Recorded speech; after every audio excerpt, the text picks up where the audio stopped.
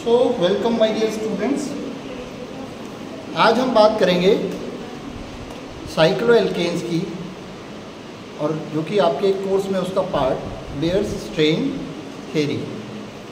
ठीक है, जैसा कि आप लोगों को पता है, थोड़ा सा बात करते हैं साइक्लोएल्केन्स क्या होते हैं। ठीक है,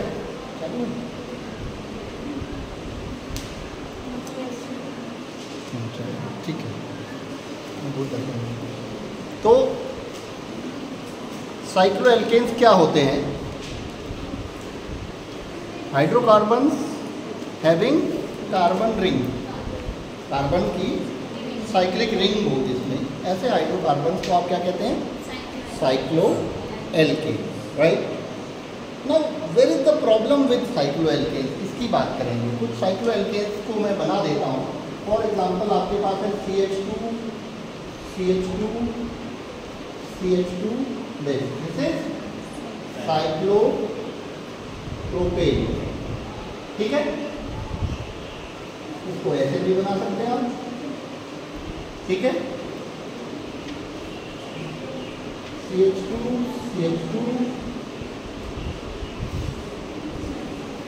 दिस इज साइक्लोब्यूटेन। नॉर्मल जो एलिफेटिक कंपाउंड्स हैं उनमें और इनके नाम में एक डिफरेंस है कि इनके नाम के आगे एक एडिशन रहता है, साइक्लोहेक्सेन, साइक्लोपेंटीन। ठीक है, इसको हम ऐसे भी दिखा सकते हैं। ठीक है, ये हो जाता है साइक्लोब्यूटेन। ऐसे ही हम बात करेंगे साइक्लोपेंटीन। अब मैं ये वाला डायग्राम बनाऊंगा, ये बॉन्ड लाइन नोटेशन कहते हैं इसको। क्या कहते हैं? Bond line notation. इसमें केवल लाइन होती है। ठीक है, कार्बन हाइड्रोजन सब गायब। उसके अलावा कुछ होगा, जैसे OH हो, COH हो, Cl हो, वो लिखा जाएगा, लेकिन कंप्लीटली क्या मिसिंग रहेगा? Carbon and hydrogen. कार्बन कहाँ होते हैं इसमें? Corner. Each corner represent a carbon. ठीक है, और हाइड्रोजन कितने होते हैं? जितने 4 वैलेंसी कंप्लीट करने के लिए चाहिए उतने होते हैं। तो मान लिए हम लिखे नहीं, ईज ऑफ आप इतना बनाएंगे आसानी से बन जाएगी। ऐसे ये क्या? Cyclo pentane. ठीक हो गया। ऐसे क्या हो जाएगा? साइक्लोहेक्सेन। साइक्लोहेक्सेन और बेंजीन में कितना सा अंतर है? इतना सा अंतर है, बस ये कर दें। कई बच्चे मैं कॉपी चेक करते टाइम देखता हूँ, बेंजीन की रिएक्शन कराते टाइम ये बनाए होते हैं, तो साइक्लोहेक्सेन बना देते हैं। तो साइक्लोहेक्सेन है, बेंजीन नहीं है, साइक्लोहेक्सेन। ठीक है, अब यहाँ प्रॉब्लम क्या आती है? आप जानते हैं in all saturated hydrocarbon, carbon is sp3 hybrid. जहाँ भी कार्बन ने कोई डबल बॉन्ड नहीं बनाया है या ट्रिपल बॉन्ड नहीं बनाया है, वहाँ कार्बन का हाइब्रिडाइजेशन क्या होगा? sp3। And whenever sp3 carbon is there, the bond angle should be 109 degree 28 minutes कहते हैं, राइट। ये आपका बॉन्ड एंगल होना चाहिए। अब ध्यान दें, अगर साइक्लोप्रोपेन है, क्या है? साइक्लोप्रोपेन, तो यहाँ बॉन्ड एंगल कितना होगा? 60। यहाँ बॉन्ड एंगल कितना होगा? 60 डिग्री। कितना होगा? 60। कोई आइसोसेलेस ट्रायंगल होता है ना, उसके हर एंगल 60 डिग्री होता है। ठीक है, तो वही होगा, ये ट्रायंगुलर है, 60 डिग्री। होना कितना चाहिए? यानी कि जिसको ऐसे होना चाहिए था उसको आपने ऐसे कर रखा है, दोनों तरफ से दबा रखा है। ठीक है, तो there will be what? Angle strain. Angle का खिंचाव होगा इसमें, वो एंगल खिंचा हुआ रहेगा, जो होना चाहिए था उतना नहीं होगा, उससे कम होगा। यहाँ कितना होगा बॉन्ड एंगल? 90 डिग्री। यहाँ कितना होगा? 90 डिग्री। यहाँ भी कम होगी, है ना? यहाँ कितना होगा? 108। 108, ये लगभग आसपास है, ज़्यादा फर्क नहीं है। और यहाँ कितना होगा? 120। ठीक है, ये ज़्यादा हो गया। अब बाहर को खींच दिया आपने 109 से। तो सब में एंगल स्ट्रेन है, और किसी भी मॉलिक्यूल में अगर स्ट्रेन होता है, खिंचाव होता है, वो स्टेबल नहीं होता है। वो क्या करता है? डिस्टेबलाइज करता है कंपाउंड को। यानी कि अगर हम इस तरीके से देखें तो सबसे ज़्यादा जो अनस्टेबल होगा कंपाउंड वो कौन सा होगा? अनस्टेबल होगा तो मतलब रिएक्टिव भी ज़्यादा होगा, तेज़ी से रिएक्ट करेगा। वो चाहेगा कि ये स्ट्रेन ख़त्म हो जाए, ये स्ट्रेन ना रहे उसमें। ठीक है, तो जैसे ही रिएक्ट करके उसको किसी और में कन्वर्ट होने का मौका मिलेगा तो रिएक्ट। राइट, समझ में आया? ठीक है, ऐसे ही इसमें ये भी अनस्टेबल होगा, ये भी थोड़ा बहुत अनस्टेबल होगा, ये स्टेबल होता है। Cyclohexane is quite stable. अब आप कहोगे स्ट्रेन यहाँ भी है, बाहर को है, इसका जुगाड़ होता है इसके पास, तो कम कर लेता है। इसको हम पढ़ेंगे। साइक्लोहेक्सेन का बॉन्ड एंगल हम यहाँ देखने में देख रहे हैं 120, लेकिन एक्चुअल में इट बिकम्स 109.8 पूरा हो जाता है। मैं बात बताऊंगा, आपने साइक्लोहेक्सेन का जो स्ट्रक्चर आप पढ़ेंगे ना, आगे और पढ़ेंगे, तो साइक्लोहेक्सेन का ये स्ट्रक्चर आप नहीं बनाएंगे, आप इसका बनाएंगे चेयर फॉर्म या बोट फॉर्म। सुना है किसी ने? नहीं सुना, बात करेंगे। इसका बन जाता है चेयर फॉर्म और बोट फॉर्म। जब 6 मेंबर्ड रिंग प्लेनर होगी, एक प्लेन में होंगे सारे एटम, तब ये एंगल कितना होगा? 120। क्या हो कि ये प्लेनर ना हो, कुछ ऊपर हो जाए कुछ नीचे हो जाए, तो इधर उधर खसक जाए ना, तो ये बॉन्ड एंगल क्या हो जाएगा? चेंज हो जाएगा। जैसे ऐसे समझे, अभी तो बड़े ध्यान से समझना बेटा, क्या हो कि ये सारे 6 के 6 कार्बन जो थे ये एक प्लेन में थे, तब तक तो ये रहा क्या? 120। जैसे ही हमने ना इसकी इधर की एक पूंछ को पकड़ा थोड़ा, और इसको ऊपर खींच दिया, और इधर की एक पूंछ को पकड़ा, इसको नीचे खींच दिया, तो ये बन जाती है चेयर फॉर्म। तो एंगल को सेटिस्फाई करने के लिए साइक्लोहेक्सेन चेयर या बोट फॉर्म। बोट फॉर्म कैसे बनेगी? बोट फॉर्म ऐसे बनेगी, इधर का भी ऊपर कर दिया, इधर का भी ऊपर कर दिया, प्लेन से ऐसे थे ये 6 के 6। ठीक है, एक कोना पकड़ के आपने नीचे कर दिया, एक कोना पकड़ के, ये बन गई क्या? Chair form. दोनों कोने पकड़ के ऊपर कर दिया, क्या बन गई? क्या आप इमेजिन कर पाए? ऐसे इमेजिन करिए, carbon carbon carbon carbon carbon hexagonal ring में एक प्लेन में थे सब। ठीक है, एक कोने को पकड़ के नीचे कर दो, ऐसे ही थोड़ा सा खिसका के, दूसरे को थोड़ा सा खिसका के ऊपर कर दो, वो रिंग प्लेनर ना रह के कैसी हो जाती है? इन रिंग्स को बोलते हैं पकड़ रिंग, ऊबड़ खाबड़, ऊंचा नीचा। तो ऊंचा नीचा होने से क्या होगा? उसका एंगल चेंज होगा। तो एंगल जब इसमें और इसमें दोनों में कितना रहता है? एग्जैक्टली इतना रहता है। और साइक्लोहेक्सेन जो है इस वजह से कोई स्ट्रेन नहीं ऊपर होता है इसमें, ये वाला, इसलिए औरों के मुकाबले में बहुत स्टेबल होता है। अब इस सारी चीज़ों को हम एक थ्योरी के अकॉर्डिंग समझते हैं। लगभग मैंने मोस्टली बातें बता दी हैं, कुछ बातें रह गई हैं जो हम थ्योरी में डिस्कस करेंगे आगे। ठीक है, क्या डिस्कस करेंगे? इनकी स्टेबिलिटी के बारे में। साइक्लोएल्केन्स की stability will be discussed in Baeyer's strain theory, जो आज का मेन हमारा टॉपिक है। मोटी मोटी बात समझे आप? नहीं समझे? चेयर फॉर्म बोट फॉर्म समझे? अगर हम चेयर और बोट में से कंपेयर करेंगे ना, तो chair is more stable, boat is less stable. ठीक है, आपको स्टीरियो पढ़ाई नहीं थी मेरे साथ। लास्ट टाइम स्टीरियो आइसोमेरिकल था ना आप लोगों ने? तो उसमें कन्फर्मेशनल आइसोमेरिज्म लिखा, कन्फर्मेशनल आइसोमेरिज्म पढ़ाया था नहीं पढ़ाया था, तो कभी आएगा मैं पढ़ाऊंगा। These are conformational isomers like ये chair form and boat form, ये क्या है? कन्फर्मेशनल आइसोमर्स हैं। कन्फर्मेशनल आइसोमर उसको बोलते हैं जो बॉन्ड को घुमा के एक से दूसरे में बदल जाए। आप इसमें ऊपर नीचे करके क्या करें? बॉन्ड को रोटेट करें ना।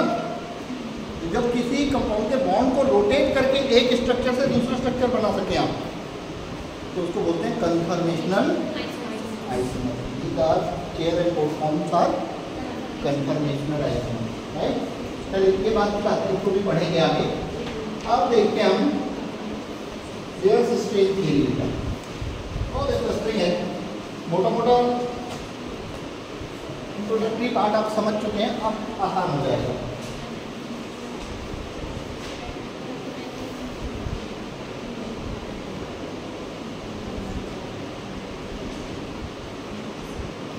इस थ्योरी के अकॉर्डिंग आपके जो साइक्लोएल्केन्स हैं वो दो वजह से अनस्टेबल होते हैं। दो वजह होती है। पहली वजह जो आप पढ़ चुके हैं, क्या? Angle strain. क्योंकि साइक्लिक कंपाउंड होने की वजह से उसमें एंगल रेस्ट्रिक्शन लग जाता है। 3 मेंबर्ड है तो 60 होना चाहिए, 4 मेंबर्ड है तो 90, 5 मेंबर्ड है तो 108, ये होने चाहिए। ये रेस्ट्रिक्शन लग जाता है क्योंकि रिंग तभी बनेगी जब उतना एंगल होगा, ठीक है। लेकिन हाइब्रिडाइजेशन कुछ और कहता है। तो हाइब्रिडाइजेशन और एक्चुअल में जो डिफरेंस आता है उसको हम क्या नाम देते हैं? Angle strain. ये डिफरेंस जितना ज़्यादा होगा वो रिंग उतनी अनस्टेबल, ठीक है, और जितना कम होगा वो रिंग उतनी ही स्टेबल है। दूसरा क्या है? दूसरा होता है टॉर्सनल स्ट्रेन।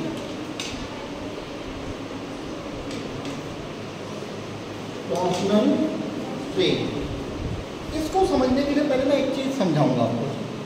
वो क्या? टॉर्सनल स्ट्रेन क्या होता है? ये ऐसे समझते हैं, आपने ये कंपाउंड तो पढ़ा ही नहीं, पढ़ा है? इसके भी आइसोमर्स होते हैं, ये पढ़ा है आपने? इसके भी आइसोमर्स होते हैं। कोई बता सकता है मुझे क्या होते हैं?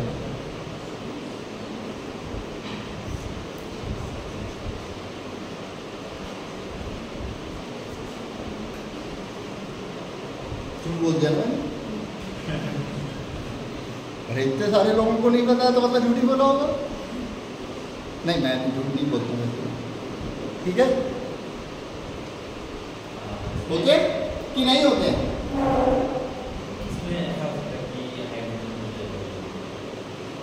कन्फर्मेशनल आइसोमर्स होते हैं। जहाँ कार्बन कार्बन बॉन्ड है ना, कन्फर्मेशनल आइसोमरिज्म ओनली इसमें नहीं हो सकता है क्योंकि इसमें कार्बन कार्बन तो है ही नहीं, कार्बन ही है।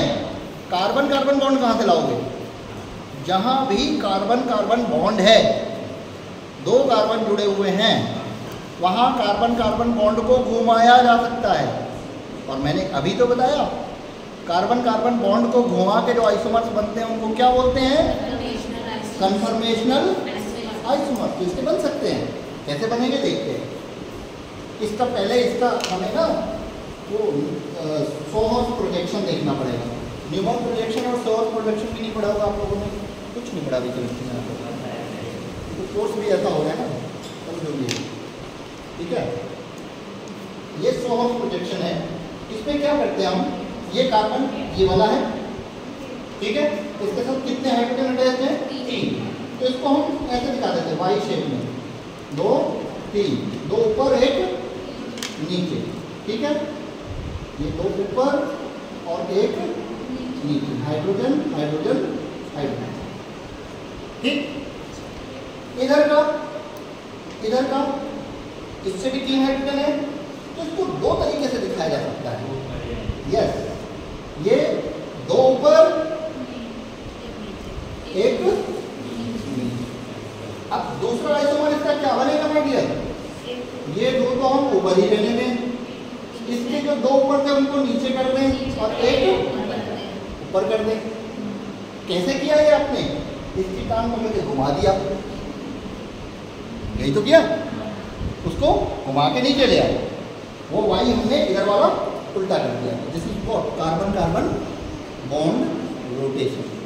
ठीक है, तो इस वाले को हम जो कहते हैं, नाम अलग अलग हैं, आपके नाम में भी सुने हो, अगर नाम भी नहीं सुने कहेंगे तो मुझे बहुत दुख होने वाला है सच में।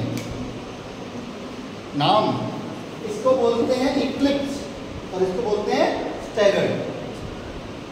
Eclipse and staggered. इक्लिप्स मतलब समझिएगा ऐसे है ना, ये वाई, ये आगे के कार्बन का वाई है, ये पीछे के कार्बन का वाई है, ये दोनों एक दूसरे के इक्लिप्सिंग में हैं। इक्लिप्स का मतलब है एक दूसरे को ढक लेना, कवर कर लेना। तो ये फ्रंट वाले और पीछे वाले बिल्कुल इक्लिप्सिंग में है, लेकिन दूसरे वाले में क्या हो गया? ऐसे जो नीचे वाला एक ऊपर आ गया, दो नीचे चले गए, तो वो इसको क्या बोलते हैं? Staggered. Eclipse and staggered.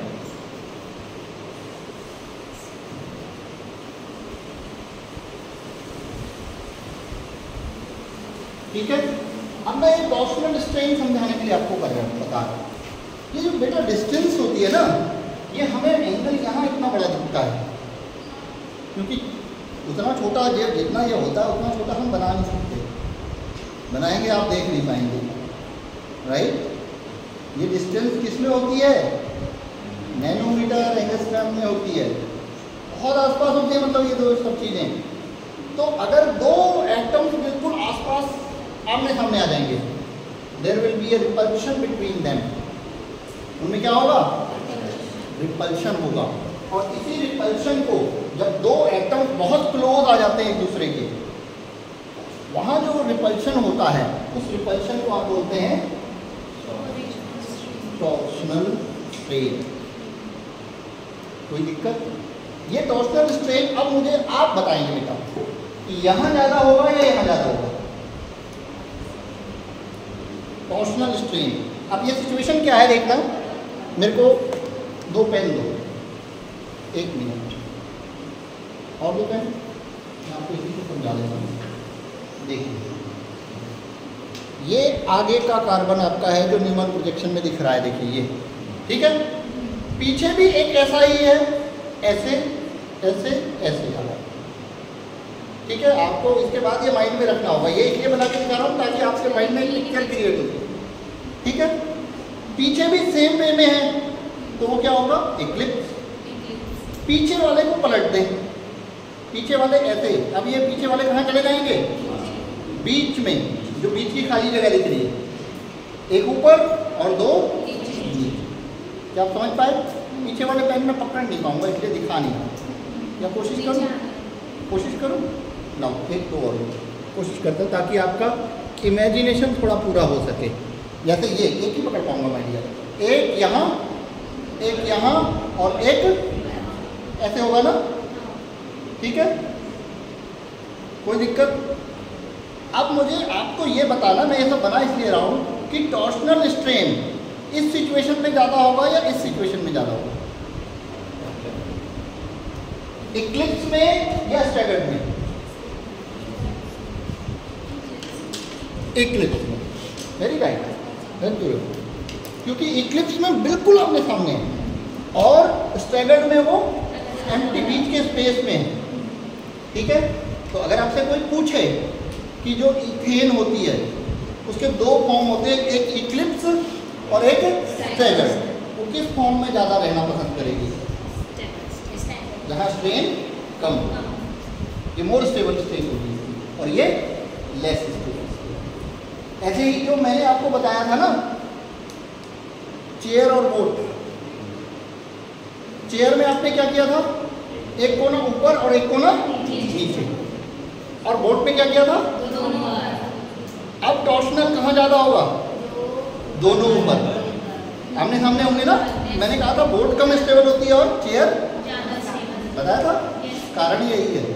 Boat form is Eclipse and chair form is staggered. वहाँ भी यही होता है, इक्लिप्स एंड स्टैगर्ड। चेयर में अलग अलग डायरेक्शन में होते हैं और बोट में आप समझ भी पा रहे हैं, मैं खाली बोल रहा हूँ पा रहे? ये बता देता हूँ मैं। इसका केवल मेरा यहाँ इससे मतलब नहीं है, यहाँ टॉर्सनल स्ट्रेन इस पर डिपेंड करेगा कि ग्रुप्स आप इससे समझ में आसानी से आता है इसलिए समझाया, क्योंकि ये तो साइक्लिक नहीं है ना, यहाँ किसकी बात हो रही है? साइक्लिक की। लेकिन टॉर्सनल स्ट्रेन ऐसा नहीं है कि साइक्लिक में ही होता है और ओपन में नहीं होता, उसमें भी होता है और साइक्लिक में भी होता है। तो torsional strain wave strain theory का पार्ट साइक्लिक के लिए है, तो एज वेल एज एक किसमें होता है? में भी होता है। ठीक है, समझ में आया? एक टर्म यहाँ और आता है डायहेड्रल एंगल, लेकिन बहुत ज़्यादा हो जाएगा, अभी नहीं बात करूँगा। अभी हम थोड़ा फॉर्मुलेट कर लेते हैं इसको। ठीक है, फॉर्मुलेट कैसे कर लेते हैं? देखिए, अगर हमें स्ट्रेन कैलकुलेट करना हो तो we can calculate strain is equal to strain, कौन सा strain? Angle strain is equal to 109.5 minus VA actual bond angle of the ring. मतलब अगर आप 3 मेंबर्ड रिंग में, यानी कि 3 मेंबर्ड रिंग किसमें होगी? साइक्लोप्रोपेन में, वहां आपके VA की वैल्यू कितनी हो जाएगी? 60 डिग्री। 4 मेंबर्ड में कितनी होगी? 90 डिग्री। 5 मेंबर्ड में कितनी होगी? 108 डिग्री। और 6 मेंबर्ड में जो कि खाली है, 6 membered is exception for Baeyer strain theory, because वो अपनी वो चेंज कर सकता है। अब एक बात और बताऊंगा आपको, यहाँ कितना हो जाएगा? 120। इसका जो रिजल्ट है वो एक्टर नहीं आएगा, वो माना नहीं जाएगा, क्योंकि वो अब क्या होता है ना, जैसे ऐसे समझाऊं पेन और मुझे, ये 3 मेंबर्ड रिंग है बेटा, ये इतनी क्लोज होती है और कॉम्पैक्ट होती है कि इसके बॉन्ड्स को ना रोटेट कर पाना पॉसिबल है। बॉन्ड रोटेशन डिफिकल्ट होता है। आपके दिमाग में एक सवाल पैदा होना चाहिए था कि जो काम हमने प्लेनर से हटा के साइक्लोहेक्सेन में किया ना, चेयर और बोर्ड, वो यहाँ क्यों नहीं कर रहे? क्यों नहीं कर रहे? क्योंकि बहुत क्लोज और कॉम्पैक्ट रिंग है। It's not possible. कभी आप 3 मेंबर्ड रिंग बना के देखें, ऐसी कोई बॉल्स हों जिससे कि बॉन्ड एंगल मेरे पर पड़ा है, तो उसमें बिल्कुल पॉसिबल नहीं होता कि हम उसको थोड़ा भी घुमा पाएँ। जैसे जैसे ये रिंग बड़ी होती है, थोड़ा थोड़ा एडजस्टमेंट कर पाना पॉसिबल होता है। 4 मेंबर्ड में भी बॉन्ड रोटेशन पॉसिबल नहीं होता है। 5 में थोड़ा सा कर सकते हैं, 6 में पूरी तरह बॉन्ड, इतनी बड़ी रिंग हो जाती है। जैसे बहुत बड़ी आप रिंग बना देना तो उसको आप हिला डुला सकते हैं, जितनी बड़ी होती जाएगी वो उतनी प्लेनर से इधर उधर डिस्टॉर्ट कर सकती है। इसलिए स्मॉल रिंग में ये होता है स्ट्रेन थियरी के अकॉर्डिंग, और बड़ी रिंग में 6 मेंबर्ड में खासकर, और 6 से ऊपर बिल्कुल नहीं होता है। क्या बात समझ पाए? Because in larger cyclic compound which have 6 or more than 6 carbon, this angle strain get minimized due to carbon-carbon bond rotation which became possible now. उससे पहले ये हो नहीं पाता है। 5 मेंबर तक ये थ्योरी काम करता है, उसके आगे नहीं। समझ पाए? तो अब ये वैल्यूज निकालें, कैलकुलेट करें सभी, कितना कितना आता है। Angle strain in 3 member ring लिखिए, ऐसे ही angle strain in 4 membered, angle strain in 5 member, कितनी वैल्यू आती है मुझे निकाल के दिखाइए फटाफट।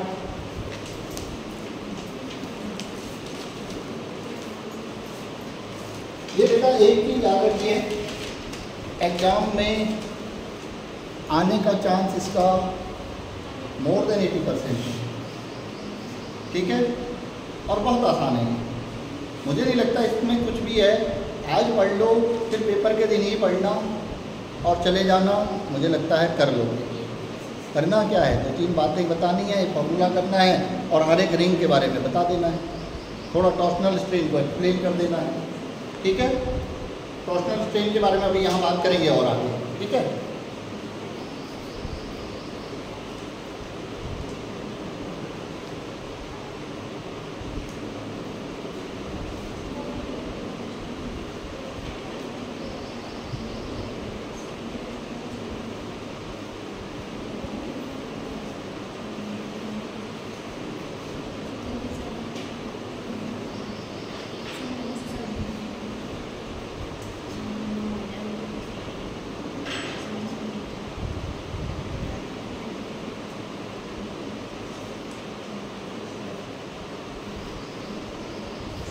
आप में से कोई एक भी फ्यूचर का अच्छा साइंटिस्ट पैदा हो गया ना, तब मैं मानूंगा कि मेरा जीवन सफल हो गया, है ना?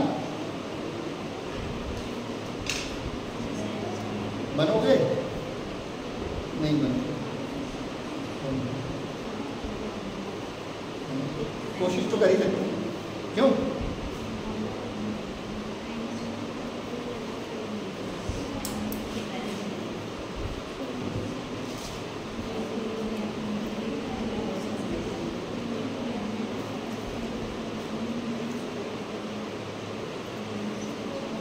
हो रहा है? कर पा रहे हो आप लोग? नहीं कर पा रहे हो? जो नहीं कर पा रहे हैं बताएं बेटा, मैं बताता हूँ। बॉन्ड एंगल की वैल्यू फॉर 3 मेंबर कितनी लेनी है? 60 डिग्री। 4 member 90 degree. क्या करना है? तो कैलकुलेट ही करना है। आई थिंक ये जो है 3 मेंबर के लिए 24 पॉइंट समथिंग आएगा। ठीक है। ऐसे ही 4 मेंबर में कितना आ रहा है? वेरी गुड, बिल्कुल सही। हाँ, ऐसे ही 5 में सबसे कम 5 मेंबर में आएगा, और 6 मेंबर में ये वैल्यू माइनस की आएगी, क्योंकि ये वैल्यू बड़ी हो जाएगी 120, ये छोटी होगी, तो वो angle strain will be negative, negative में आएगा। ठीक है, तो कैलकुलेट कर लेना। तो आप लोगों को आ गया ना सबको? ये करना होगा आपको। बेयर स्ट्रेन थ्योरी आती है तो आपको ये करके दिखाना होगा। ठीक है, राइट? आगे बढ़े। टॉर्सनल स्ट्रेन में अब टॉर्सनल स्ट्रेन क्या है यार? जैसे ये हम 4 मेंबर रिंग ले लेते हैं, ठीक है? 4 मेंबर रिंग में ये सिचुएशन है,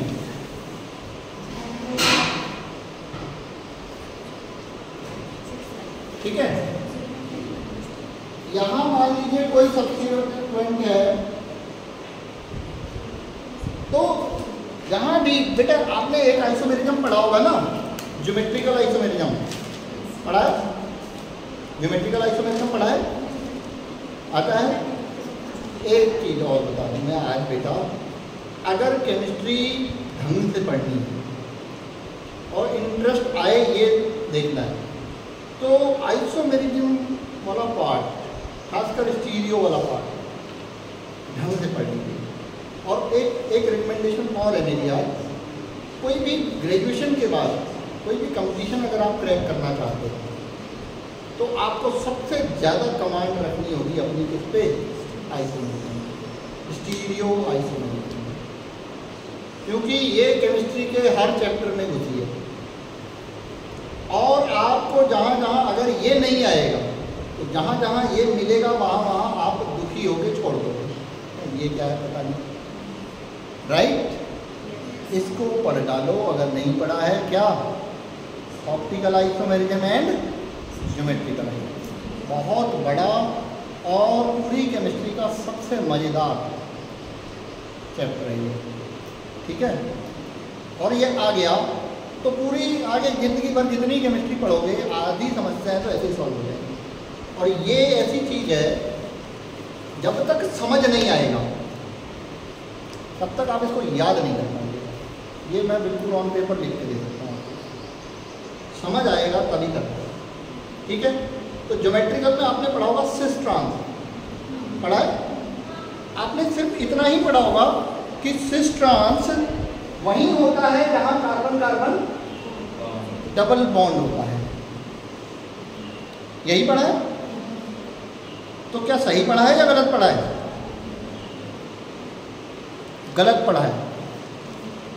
जहाँ डबल बॉन्ड बिल्कुल भी नहीं होता है वहाँ भी सिस ट्रांस होता है, जैसे मैं यहाँ बता रहा हूँ। यहाँ कहीं डबल बॉन्ड है?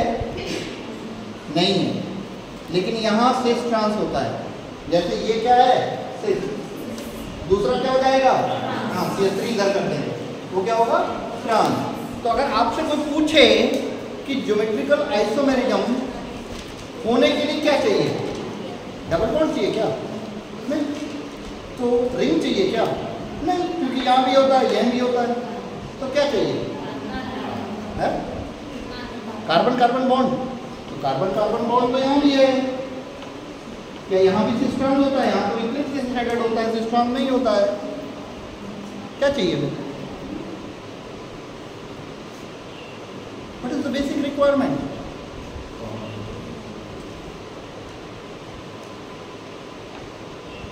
Restriction of rotation. क्या चाहिए?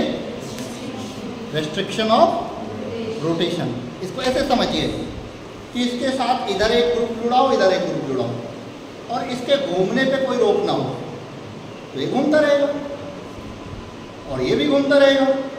तो क्या इस चीज़ से फर्क पड़ेगा कौन कहाँ है? नहीं पड़ेगा।